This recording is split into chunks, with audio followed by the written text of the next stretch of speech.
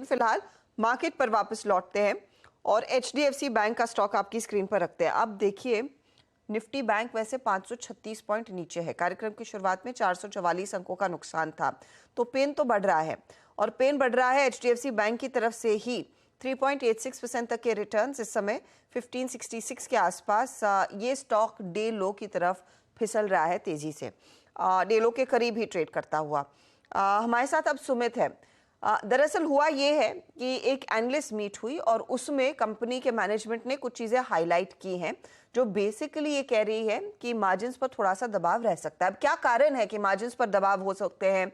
इनका नेटवर्थ कुछ कम होगा, एसेट क्वालिटी में कुछ नरमी आती हुई दिखाई देगी, और ब्रोकरेजेस की तरफ से उस पर क्या व्यू बना है। सुमित हमारे साथ है। सुमित, सबसे ज्यादा पेन तो एचडीएफसी बैंक की तरफ से ही, बताइए क्या हाइलाइट्स निकल कर आए और ब्रोकरेजेस उस पर अपनी क्या टिप्पणी दे रहे हैं? देखिए, दो तरह की चीजें हैं। पहली चीज तो एक, ये बैंक ऑलरेडी अंडर परफॉर्मर रहा है। पिछले 1 साल 2 साल में सिर्फ 2% का रिटर्न दिया है इस बैंक ने, तो वैसे ही एनालिस्ट फ्रेटर्निटी थोड़ी सी निराश दिखाई पड़ रही थी। दूसरी, अब नए मर्ज एंटिटी के जो आंकड़े हैं वो भी थोड़े से निराशा वाले हैं और ये बात मेंशन की जा रही है कि शायद थोड़ा दबाव अगले क्वार्टर के नंबर्स में अंदर भी आता हुआ दिखाई पड़े। प्रोविजनिंग थोड़ी सी हायर साइड पे रहेगी, एसेट क्वालिटी को लेकर थोड़ा सा प्रेशर आता हुआ दिखाई पड़ेगा। नेटवर्थ कम हुई है क्योंकि मर्ज एंटिटी है, तो मर्ज एंटिटी की वजह से कंपनी के नेटवर्थ के ऊपर, प्रॉफिटेबिलिटी के ऊपर थोड़ा सा इंपैक्ट आता हुआ दिखाई पड़ सकता है।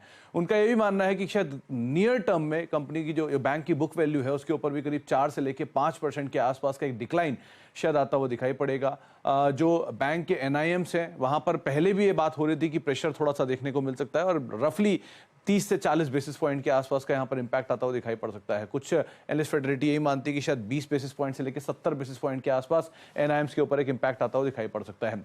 मार्जिन्स फ्रंट पर जो एक अनुमान बाजार लगाकर चल रहा था उससे मिस भी आएगा, 1.5 से लेकर 2% के आसपास का मिस देखने को मिल सकता है। और शायद अगला क्वार्टर जो Q2 है वहां तो प्रेशर रहे, लेकिन second half of financial year में थोड़ा सा प्रेशर रहने का एक अनुमान बाजार लगाकर चल रहा है। तो एनालिस्ट फ्रेटर्निटी ने हालांकि थोड़ा सा प्रेशर की एक संभावना जताई है, लेकिन एक पॉजिटिव पार्ट भी है इस पूरी जो एनालिस्ट मीट हुई है इसके अंदर। किसी भी एनालिस्ट ने अपने जो टारगेट्स हैं उनके अंदर रिवीजन नहीं किया है नेगेटिव साइड पर, तो तमाम टारगेट्स आपकी स्क्रीन पर आएंगे। बर्नस्टीन की आउट परफॉर्मिंग की रेटिंग है 2300 रुपए का टारगेट है। मॉर्गन स्टैनली ओवरवेट रेटिंग 2110 का टारगेट, मैक्वेरी 2110 का टारगेट।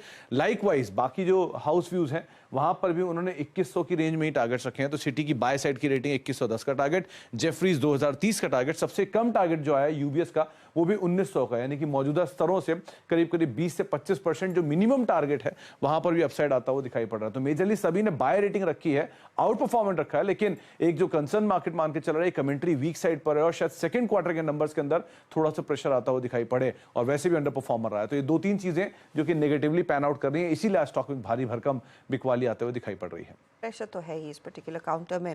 अच्छा, अब अमित, आपकी अप्रोच क्या रहेगी इस समय? एचडीएफसी बैंक जिस तरह से टूटने लगा है, नेक्स्ट लाइन ऑफ सपोर्ट कहाँ है?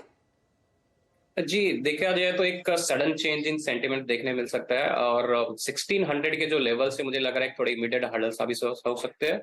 सपोर्ट की बात करें तो 1540 का एक सपोर्ट है, तो एक शॉर्ट टर्म पॉज जो है मेरे हिसाब से 1540 के आसपास आना चाहिए।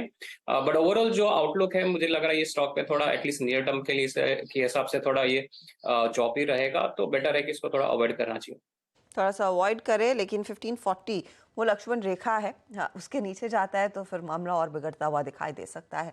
स्टॉक के समय 3.77% के नुकसान पर। चले लेंगे एक ब्रेक के बाद ऑफ कोर्स मार्केट पर हमारी नजरें बनी रहेंगी और साथ ही हमारे जानकारों ने जो अपने पोर्टफोलियो में स्टॉक्स ऐड किए हैं उसका अपडेट भी आपकी स्क्रीन पर लेकर आएंगे। आप बने रहें सीएनबीसी आवाज के साथ।